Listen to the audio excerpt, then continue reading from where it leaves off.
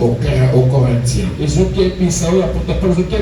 Paul vient et constate qu'il y avait une connaissance ambiguë sur la personne de Jésus.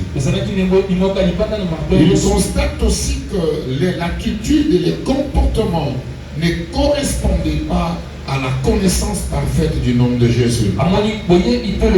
C'est ainsi qu'il commence à parler.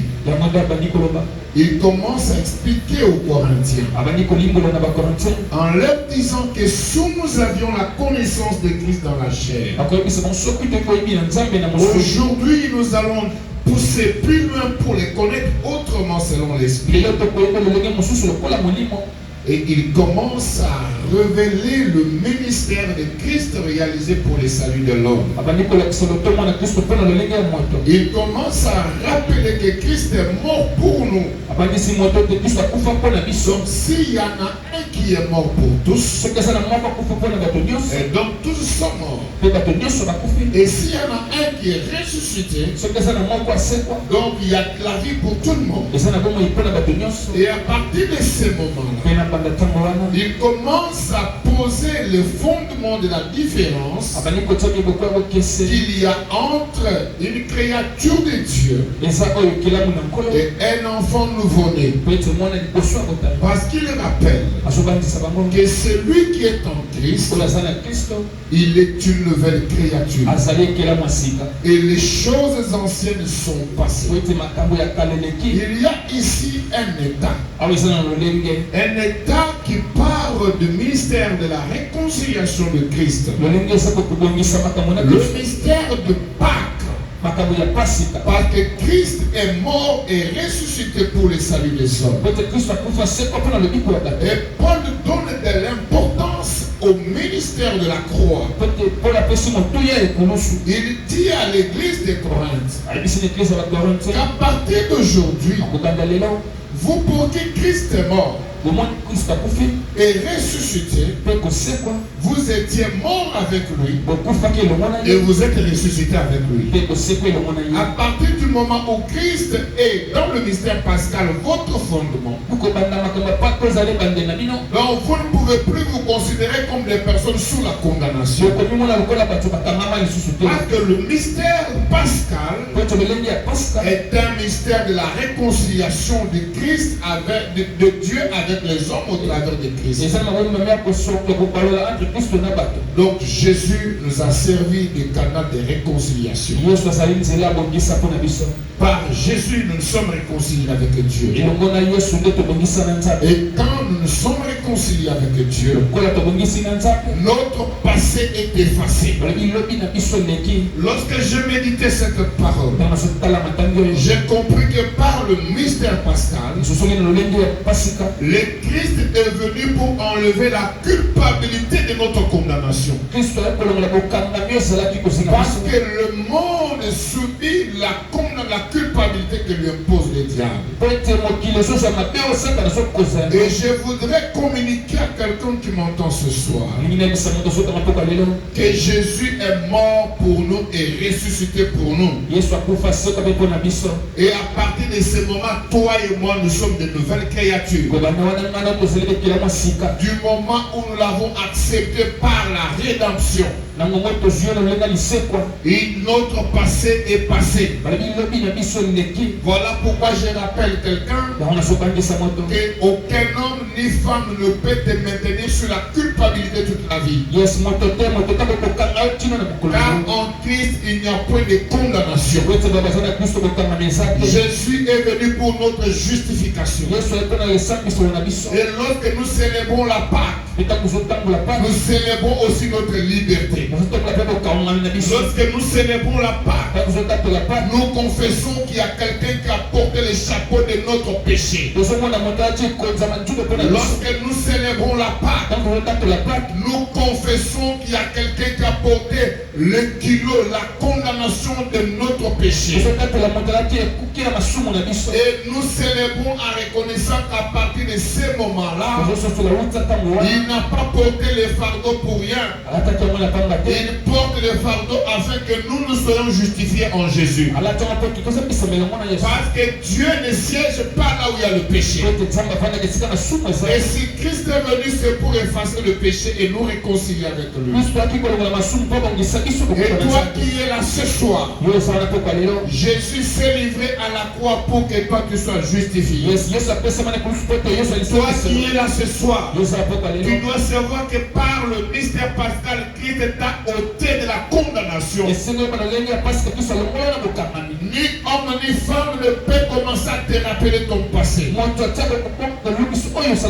Ce que nous avions fait dans l'ignorance ne peut plus nous être comptabilisé dans la connaissance avec Jésus.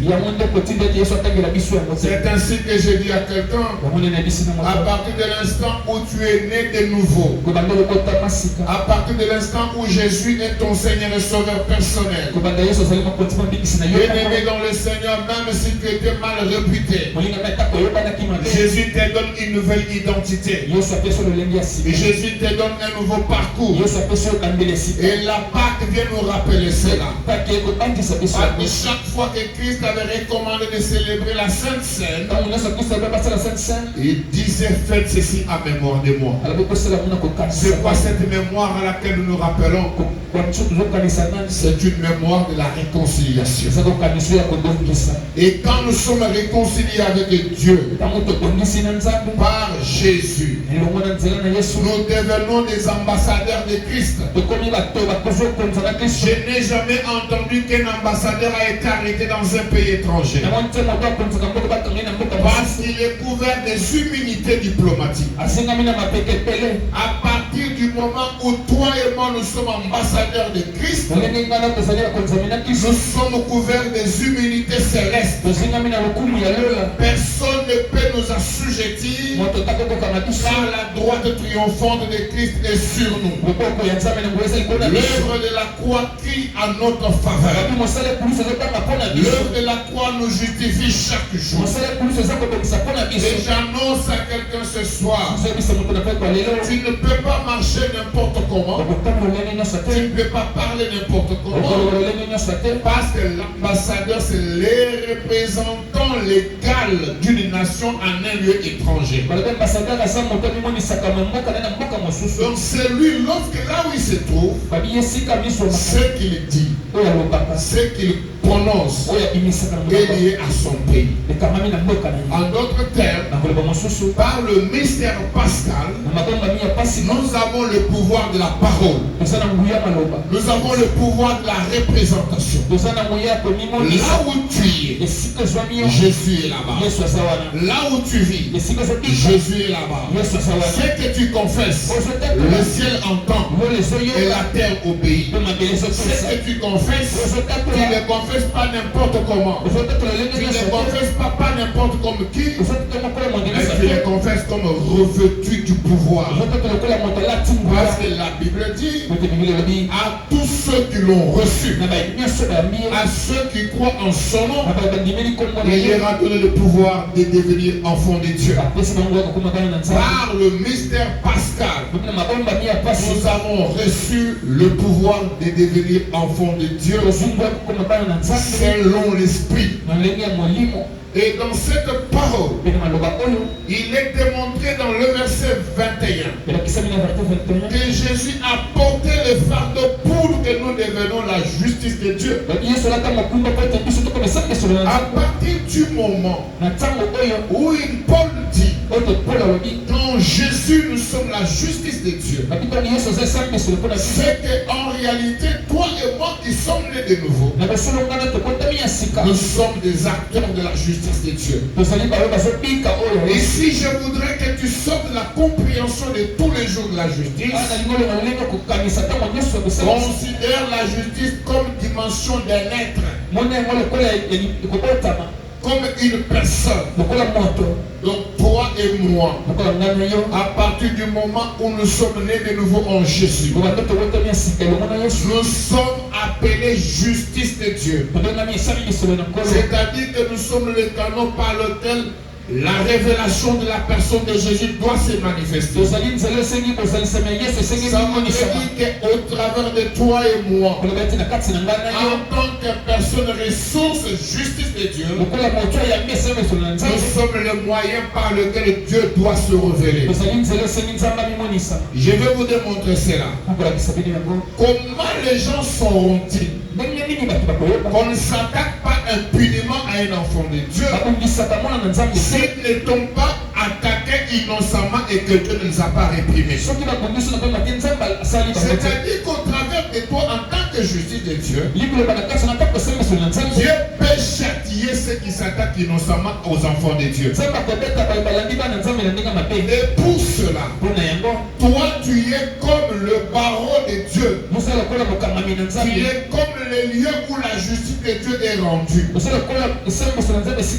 je regarde la Bible, je vois que la justice de Dieu c'était Moïse. Pharaon a fait souffrir Israël, mais Dieu a utilisé Moïse pour que la justice soit rendue. Et donc ce soir, pendant cette retraite, Dieu va se servir de toi pour que la justice soit rendue. Pendant cette retraite, avant que nous puissions la finir, ceux qui t'entourent, ceux qui vivent avec toi, vont se rendre compte que tu n'es pas n'importe qui. Vont se rendre compte que tu es l'acteur de la faveur de Dieu. Vont se rendre compte que par le mystère de la croix, tu es sorti du lot. Tu es sorti du lot. Ni la main de l'homme, ni la loi des hommes ne peuvent t'imposer ce que tu dois faire vivre. Parce que je suis un acteur de la justice de Dieu. Nous sommes la justice de Dieu. Et nous sommes le moyen par excellence où Dieu se révèle dans ses multiples dimensions. En tout cas, si toi tu ne crois pas, moi je crois que par moi Dieu peut guérir le malade. C'est-à-dire que par toi tu es la justice pour le malade. Si toi tu ne crois pas, moi je crois que par moi Christ peut ressusciter les morts. Et tu es donc la justice pour ceux que la mort a frappé. Si tu ne crois pas, moi je crois que par moi Christ va délivrer les captifs. Et donc tu es la justice pour ceux qui sont captifs. Ma prière ce soir, c'est que tu te considères comme la clé qui va donner la vie aux autres. Et